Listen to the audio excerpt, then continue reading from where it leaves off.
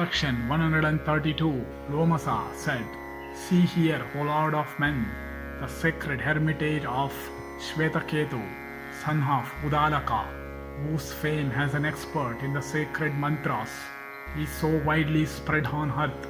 This hermitage is graced with coconut trees.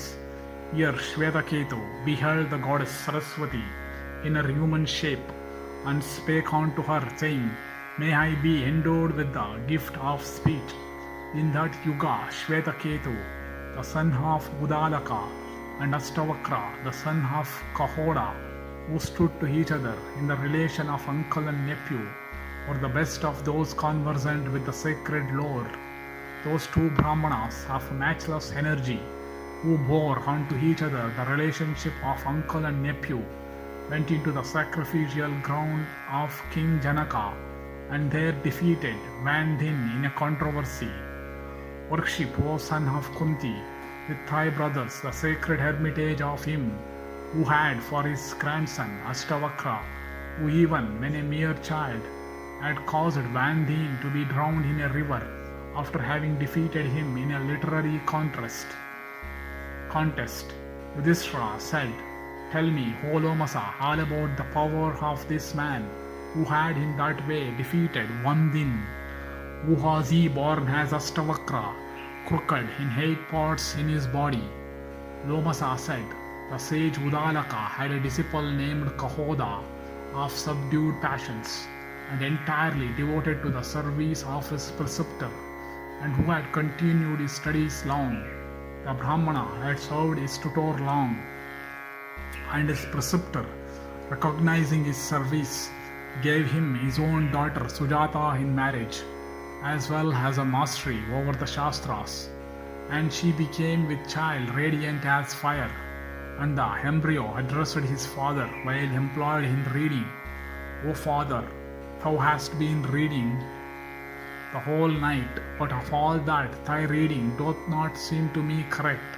Even in my fetal state, I have by thy favor become versed in the Shastras and the Vedas with their several branches.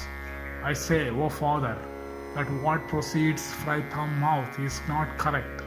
Thus insulted in the presence of his disciples, the great sage in anger cursed his child in the womb, saying, Because thou speakest thus even while in the womb, therefore thou shalt be crooked in 8 parts of the body. The child was accordingly born crooked, and the great sage was ever after known by the name of Astavakra.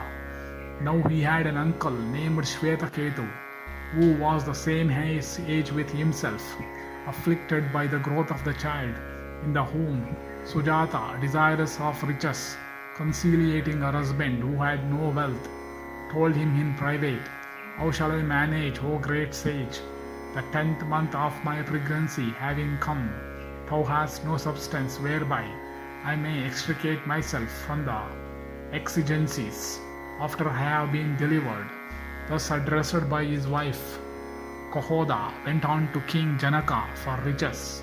He was there defeated in a controversy by Vandin, well versed in the science of arguments, and in consequence was immersed into water, and hearing that his son-in-law had been defeated in a controversy by Vandin and caused to be drowned by him, Udalaka spake unto his daughter Sujata, saying, Thou shalt keep it a secret from Astavakra. She accordingly kept her counsel, so that Astavakra, when born, had heard nothing about the matter, and he regarded Udalaka as his father, and Shvetaketu as his brother. And when Astavakra was in his 12th year, Shvetaketu one day saw the former seated on his father's lap, and thereat he pulled him by the hand, and on Astavakra's beginning to cry, he told him, It is not the lap of thy father. This cruel communication went direct into Astavakra's heart, and it pained him sorely. And he went home and asked his mother, saying, Where is my father?